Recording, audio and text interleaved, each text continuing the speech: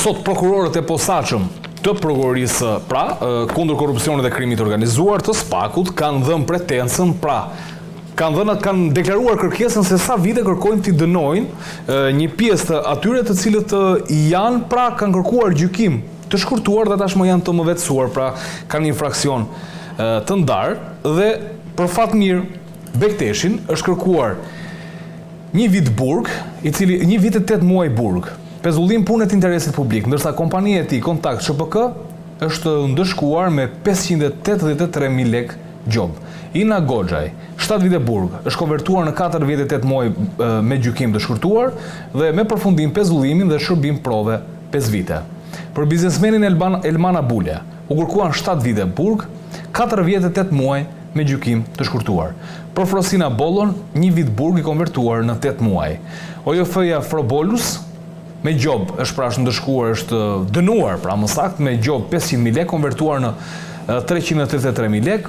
Adela Kondakçi, me 7 vjet burg, kthyer në 4 vite 8 muaj burg, përjashtim nga dënimi të pandehurës. Klotilda Bushka, ish deputet e Partisë Socialiste, me 600.000 lek gjob, është konvertuar në 400.000 lek. Fludra Xhani, me 60.000 lek gjob, është konvertuar në 40.000 lek. Dhe Fation Baçi, punojnësi i policisë i paraburgimit të Durrësit, 5 vjet burg, konvertuar me gjykim të shkurtuar në 3 vjet e 4 muaj, më tej pezullim dhe kalimi në shërbim prove.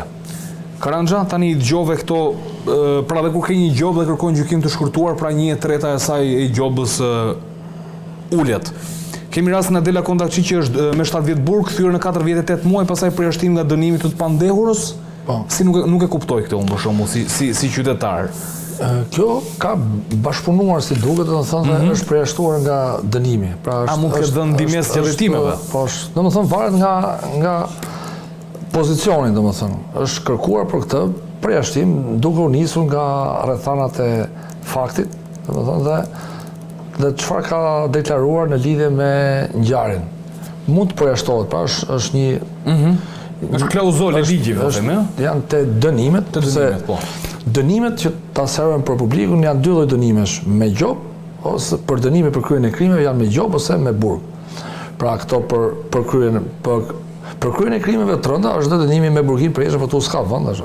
Tani, dënimi me burg mund të ketë alternativat e veta. Një nga ato është përjashtimi, pra ke bërë të vetë, për shkak të rrethanave që parashikon ligji penal, ti përjashtohesh nga dënimi. Kam përshtypjen kjo është bashkëpunëtore, nga informacionet nga informacionet që bashkëpunëtore të dosje. Ka bashkëpunuar me organet e drejtësisë dhe nga ana e prokurisë është shmuar që kjo të përjashtohet nga dënimi. Mendoj që dënimet e kërkuara janë për të përgëzuar se zakonisht kemi gjuhë vetëm burg, kemi dënimet alternative është diçka pozitive. Po, ka dhe shërbime prove, aplikimi i dënimit alternativ, pra sepse qëllimi i dënimit është rehabilitimi. Pra, me këtë lloj dënimi, nga ana e prokurisë është shmuar që me këtë dënim këta persona rehabilitohen. Dhe uroj që dhe gjykata, domethënë, duke u nisur nga vendimi i fundit unifikues i gjykatës lartë, por duke u nisur nga rrjedhi 47, 48, 49 kodit penal, që janë rrethanat lehtësuese dhe rrethanat të tjera lehtësuese, ti marri parasysh dhe të procedoj, pra mund t'i uli më shumë se prokurori. Pra, kur vetë prokurori thotë është për dënim alternativ, është pozitive dhe uroj që në raste tjera, jo vetëm të rast, por në raste tjera të aplikohen dënimet alternative. Pra, të hiqet dorë nga dënimet burg. Pra, kur është arrit qëllimi i dënimit, me dënimin e alternativ është diçka pozitive. Pra, këta njerëz dënojnë, pra nuk ka shteti interes këta persona ti izoloj, ti fusi në burg dhe e quaj pozitive. Kjo është çështja, mendoj kjo është çështja qendrore, se këta u dënuan të çështje qendrore, kurse freksioni shirion Veliz dhe personat tjerë që do gjykohen me gjykim të zakonshëm, do merren provat, do filloj pretendimet dhe siç kemi gjuar ka pasur debat gjyqësor. Kjo me gjendjen e akteve, gjykimi shkurtuar është një lloj gjykimi të posaçëm, është gjykimi veçantë. Aktet e prokurorit, domethënë, bëhen fashiku i gjykatës dhe me këto akte, prokuroria, domethënë gjykata vendos për çështjen. Mund të ndodhë që me këto akte të vendoset pafajësi ose të një ndryshim i kualifikimit më i lehtë ose diçka tjetër, por jo të rëndoj pozitën me gjykim shkurtuar. Me gjykim shkurtuar nuk mund të rëndohet pozita e të panderët. Kemi një vendim të gjykatës kushtetuese dhe kemi praktikë tashmë të konsultuar që me gjykim shkurtuar gjyqtari nuk mund të rëndoj pozitën. Për shembull, kemi pozitën gjithmonë 2 vite. Pozitën këtu është diskutim, pra, do të thonë është diskutimi për kualifikimin ligjor. Pra, prokurori thotë që është ky kualifikim e vendos, kurse masa e dënimit ka praktika të ndryshme. Do të thonë edhe mund ta ndoj, po mendimi im është kur organi ndjekjes penale thotë unë mendoj kështu, pra ai e ndjek, ai profesor shtetit. Shteti shef parandalimit, tash gjykata duhet bëhet më e butë se prokurori, jo kërbatsh. Mund të zbusi këto masa që janë? Mendoj që mund të zbusi, po gjykoja. Mund të zbusi, do jetë pozitive që të zbusi, por ashpërsimi mund duket i tepruar, pavarësisht se nuk është ashtu, se mund të kërkojë prokurori kush nuk e cakton gjykata, por kur organi ndjekjes penale që përfaqëson shtetin, pra prokurori përfaqëson shtetin, thotë për shtetin këtë, ky është mirë dalje, ti jepet dora me kusht, gjyqtarët kërbatsh, po jo, dhe mirë që kjo të zbatohet dhe për domethënë, jo vetëm te gjykimi i shkurtuar për sa i përket kualifikimit ligjor, jo te gjykimi i shkurtuar s'mund të rëndohet pozita, kurse te gjykimi normal ka procedura të tjera, domethënë që është gjyq i zakonshëm, është pa rregull i përgjithshëm, është gjyq i zakonshëm. Këto janë gjykimet posaçme, janë disa lloje gjykimesh të posaçme, është gjykimi i shkurtuar, është marrëveshja. Pak a shumë, e kuptoj, se janë pak çështje procedurale dhe ndoshta teknike. Mos ta ngatrojmë publikun. Po këtu unë vlerësoj është herë parë që ndiqet një politikë penale tamam si mas kodit procedurës penale, kur burgimi shifet si pikë e fundit. Pra, t'i japim njeriu shans, shkoj te shërbimi provës për 5 vjet, ai s'bën më vepra penale ata s'ma do menet. Edhe këto me gjob për shkakun që rralli kemi parë, me gjob, se tash madje ne shohim kodin penal i ktheu rob në burg, ne do ishte mirë gjobi, se këto të ishin mirë gjob. Për shembull, po të ishin 10.000 euro gjob gjithë aty. 10.000 euro kishin marrë sa vetë janë panderë, kishin marrë edhe nga dënimi me gjob kishin marrë në lek shteti. Se ne çfarë fitojmë që i fusim burgës me kusht? Gjoba për mua gjoba duhet të aplikohet masivisht. Pra gjoba duhet të jetë para burgu i dyti, kushti i dyti, burgu i fundit. Faleminderit Karandxha. Nardo, nuk po të pyes për këtë çështje, meqense e sqaroi Karandxha dhe pikpamjen ligjore të gjës, por do doja të ndalesha tek Veliaj, duke qenë se ose më saktë po i ndërthur të dyja, duke qenë se këtu është kërkuar burg për biznesmenin Elman Abule, i cili shkon me gjykim shkurtuar në 4 vite 8 muaj, Fatmir Bekteshit, i cili i heqin dhe të drejtën përveç 1 vit 8 muaj burg, i heqin dhe të pezullimi për punë publike. Tani çfarë ndodh me Veliajin? Çfarë ndodhi në datën 28 maj dhe çfarë do të ndodhi me gjyqin tjetër në gjykatën e lartë, i cili është kërkuar nga kushtetuese që të gjykohet me një tjetër trup gjykuese, kërkesa që i bën për pavlefshmërinë e masës sigurisë arrest në burg. Tani mi sqaro pak të gjitha këto, të lutem. Tani batuta e parë një imi është, o Karandxha, ti nuk duhet t'jesh prokuror Shqipëri as gjykatës, ti duhet shkosh në Strasburg, vëlla, sepse je shumë i putë për Shqipërinë, ti si prokuror. Tash jemi avokate, a jemi avokate, neve do më shohim që t'jenë gjithë të morim ne i 59, do më pa që të praktikojmë zbatimin e kodit penal si mas Strasburgut. E veshu vestuar në avokatit 100%, e parë. Ishte patut sepse unë e Karandxha jemi miqtë mirë, për ata që nuk e dim. E dyta, në raport me Erion Veliajin ka 2 gjëra shumë të rëndësishme që do ndërlidhen me njëra tjetrën. E para njëherë, pavarësisht se unë nuk jam dakord me pretensën e prokurorisë, sepse mua më duket një relatim i jashtëzakonshëm kjo që ka bërë prokuroria në raport me të gjithë këta personazhe, por mendimin tim po dënohen jashtëzakonisht shumë pak, po tmerrësisht shumë pak. Unë nuk e di se si t'ja vë emrin, gjithmonë duke e marrë në konsiderat dhe duke i vendosur në krahasimisht me atë që ka ndodhur në prokurorit dhe gjykatat e jurisdiksionit të përgjithshëm me raste analoge, që ma besoni personazhet e tjerë, qytetarët e tjerë, për krime të prezumuara më të lehta se sa këta që kanë futur duar në xhepat e shqiptarëve, janë plasur në burg për vite të tëra. ky është fakt real, mos më bëj domethënë që të filloj të nxjerr të gjitha dosjet e mia. Se unë kur flas me dosje, nuk flas me dëgjova këtu apo dëgjova atje. Rregull 1. Po përtej kësaj, hajde po bëhem dhe unë, po i vi nga mbas Karanxhës, të cilin e vlerësoj në mënyrë të jashtëzakonshme për profesionalizmin që ka. Po e marr të mirë qenë që okej, në rregull do duhet kemi këtë lloj qasje europianiste. A di çfarë sill kjo Andi? Ta duke pranuar fajin, kanë groposur Erion Veliaj. Deduksioni është shumë i thjeshtë. Ta kur kanë bërë veprën natyre penale, këta e kanë bërë karshi Ajola Xhoxhës dhe Erion Veliaj.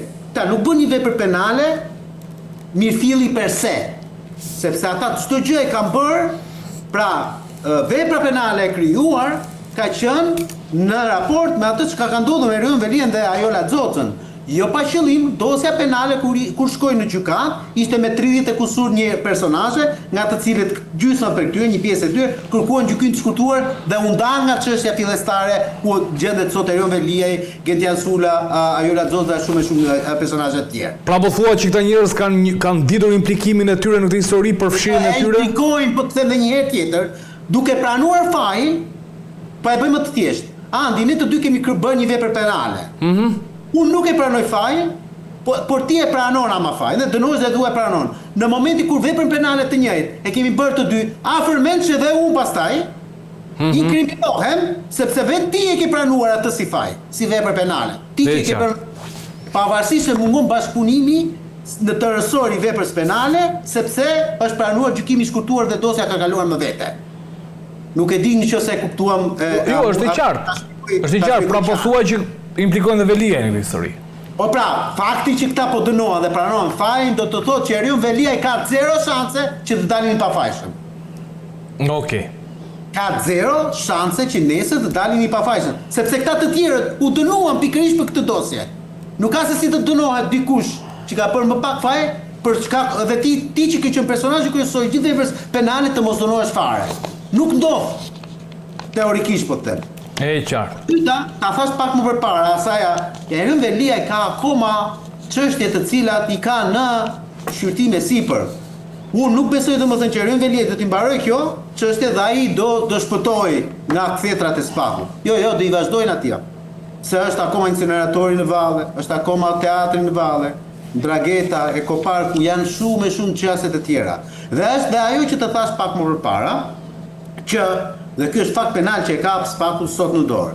Erion Veliaj, me vendim këshilli bashkiak dhe me propozimin e tij, kuptohet, i ka hequr Gentian Sulës 4% taksë ndikimi në mjedis, që janë miliona euro po flas, për ndërtimin që ka bërë te Kodra e Diellit, për fshatin te Kodra e Diellit.